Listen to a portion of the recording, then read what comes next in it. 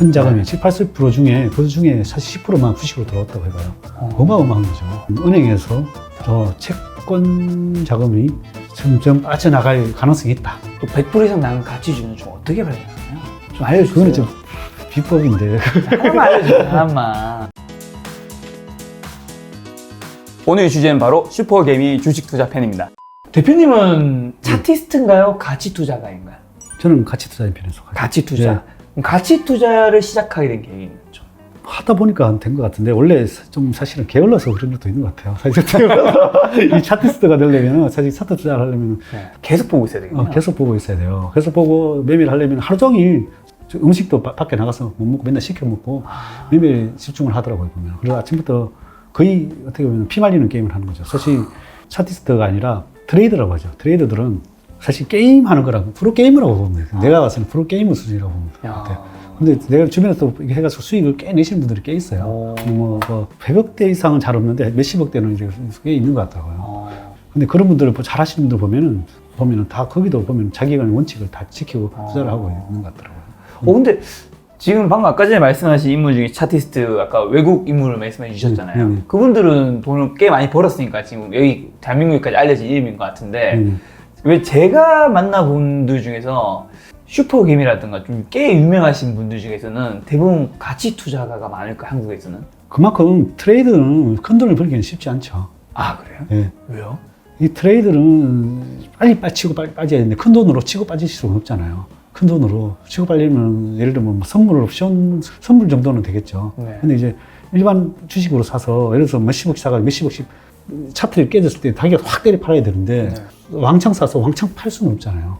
그 1, 2%를 몇십억씩 사서 몇십억씩 팔면은 내가 시장 깨버리기 때문에 차티스트들은 보통 1, 2%를 먹고 파는 경우들이 많잖아요. 1%, 2% 먹고 이렇게 해야지만 되는데 많이 사서 많이 먹기는 쉽지 않죠. 아, 그렇네요. 자기만의 어떤 뭔가 그 룰이라든가 방법이 있을 텐데. 네, 또 손절매를 해야 되는데 손절매를 하면 자기가 때 팔면 더 많은 가격에 가니까 많이는 못 사는 거죠. 그래서 큰 돈을 못 버는 거고. 이렇게 슈퍼개미들은 일단 어떤 종목이 섹터가 변하거나 아니면 자기 종목을 많이 사서 보통 뭐 큰 수익을 100% 이상 이런 것들을 주로 노리니까 크게 버는 거죠.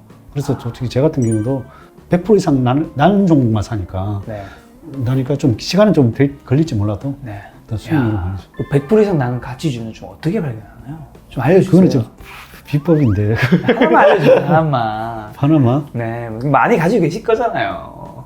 아까 다 얘기한 것 같은데. 아예 뭐 빠진 거 있을 거예요. 100%도 있어. 원래 이렇게 하다 보면 실수로 뭐 자기 보따리를 푸는 경우가 있더라고요. 제가 투자를 하다 보니까 우리 직원 중에 한 명이 갑자기 대표님하고 똑같이 하는 투자자 명인이 하나 있다면서 얘기를 하더라고요. 오, 누구예요? 월터 슐러츠라고. 아, 월터 슐루스. 월터 슐러츠라고. 네. 그분이 그래도 벤자민 그레이엄의 제자예요, 이 사람도. 제자인데 저도 몰랐어요, 이 사람이 이런 사람이 있는지도. 네. 이런 사람도 몰랐는데 이 사람이 주로 중소형주만 투자를 해가지고 중소형주만 투자를 해서 주로 이제 이 사람도 똑같이 저랑 똑같이 100% 수익 나는 종목만 사서 100% 나면 파는 전략을 피우고 있더라고요. 그러면서 연 15% 이상을 2000년도까지 그때 1995년도부터 투자를 해서 50년 가까이를 15%의 수익을 냈더라고요. 잠깐 몇 년도부터요? 1955년도부터 그때 뭐 2000년도까지 그때 2000년도에 이제 할 때 그걸 계좌를 폐쇄하기 전까지 15% 수익을 냈더라고. 그러니까 이 사람은 시장도 안 봐요. 무조건 종목이만. 그래서 시장을 볼 필요가 없는 거죠. 저도 사실은 뭐 시장을 잘 안 보는 편인데요. 물론 별로 걱정을 안 하는 게 이런 전략이 있기 때문에 그렇습니다. 왜냐면은 이 사람을 보다 보니까 내가 하려고 한 게 아닌데 나중에 이 사람의 전략을 보니까 나랑 거의 비슷하더라고. 중소형주 투자하고 100% 이상 수익을 하고 거기 보면은 나중에 뭐 네이버 검색에 월터 슐러츠의 뭐 16가지 원칙 이렇게 16가지 원칙이요? 나와요. 지금 뭐 여기서 네이버 검색해서 지금 제 얼굴 딱 가리고 이렇게 딱 뜨고 있을 겁니다, 여러분. 원칙을 보시면은 그게 이제 보면은 전략들이 나오는데 그랑 저랑 거의 비슷하더라고요. 지금 시장을 안 보는 건 알겠는데요. 그것보다 종목이 더 중요하다고 말씀하시는 뉘앙스는 이해했는데 대형 우량주나 테마주보다 그런 저평가된 중소형 위주로 매수하는 이유가 뭐예요? 예를 들면 대형주 살 수도 있잖아요. 수익률이 더 좋으니까요.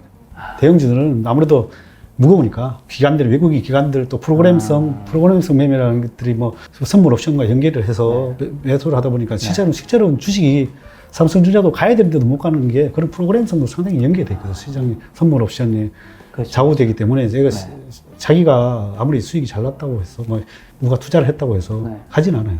그래서 프로그램성 이런 것들이 연결이 되기 때문에 네. 때문에 중소형주들은 거기에 대해서 좀 수익률이 더 많이 날 수가 있어요.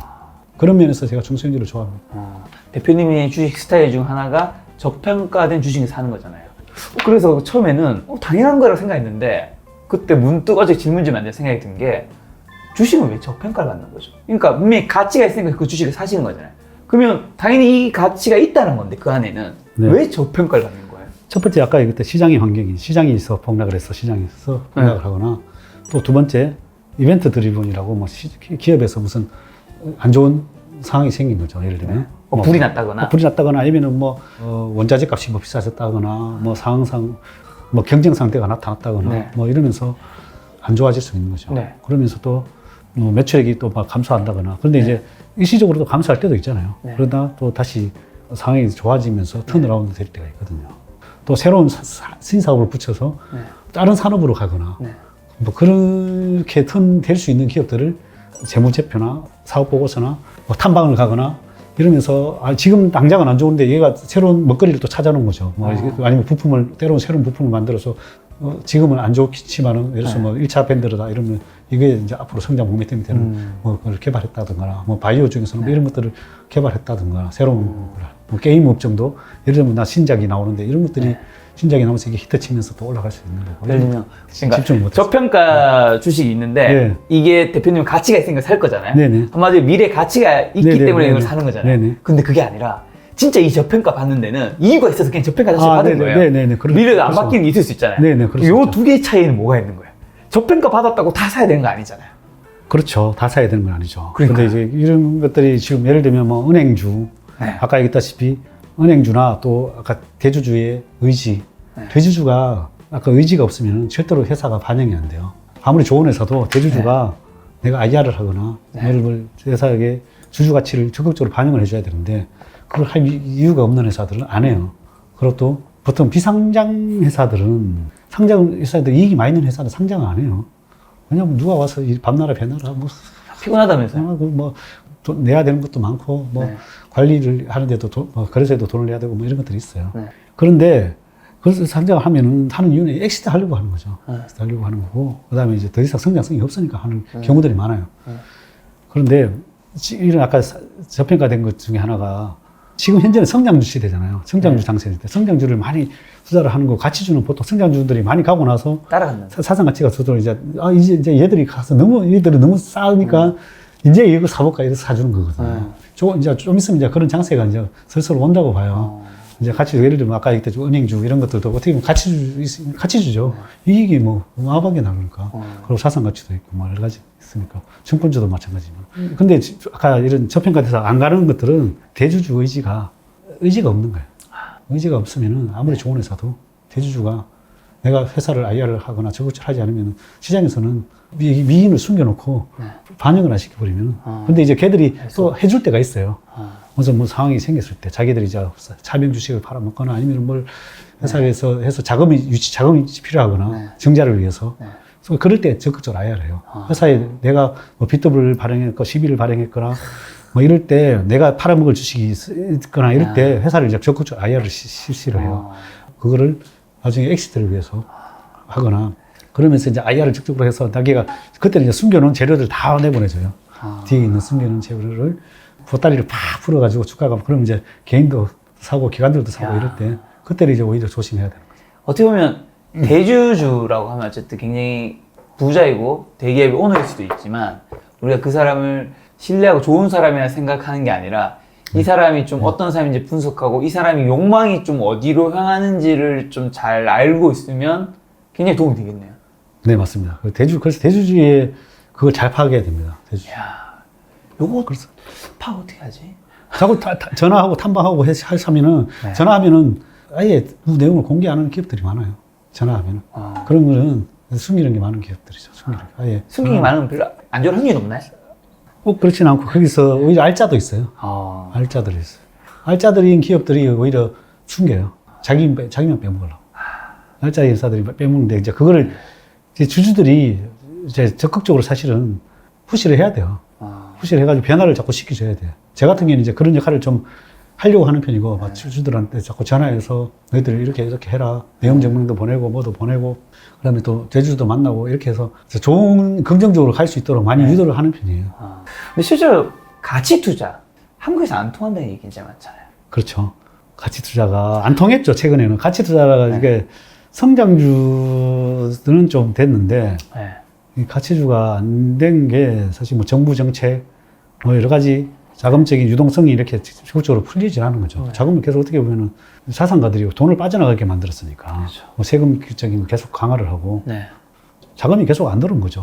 대부분 다 부동산으로 다 돈이 들어갔던 거죠. 네. 지금 이제 부동산을 강화를 하고 주식 시장을 활성화 정책을 쓰니까 공매도도 없애고 주식이 들어오게끔 하고 이러니까 그나마 지금은 이제 부동산에 있는 자금들이 주식적으로 많이 들어온 거죠. 네. 많이 들어왔고 또 사실은 다음에 들어오는 게 원래는 그레이트 로테이션이라고 채권의 자금이 채권이 오히려 7, 80%예요. 모든 자금 중에 큰 자금이 7, 80% 중에 그 중에 사실 10%만 주식으로 들어왔다고 해봐요. 어마어마한 거죠.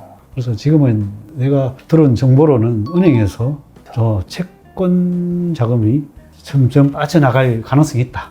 주식으로. 그렇게 이제 예측을 하고 있습니다. 또 주식장으로 돈이 더 들어오는 거네요. 더 들어오는 거죠. 채권 자금이 들어오면 이제 그게 이제 뭐 그레이트 로테이션이라고 하는데 엄청난 유동성을 더 풀어주는 거죠. 그래서 채권 금리가 이제 계속 하락을 하니까 어쨌든 대표님은 보통 몇 개의 종목 정도를 보유하시나요? 저는 한 50개 종목을 보유하고요. 많을 때는 한 100개까지 더 있었습니다.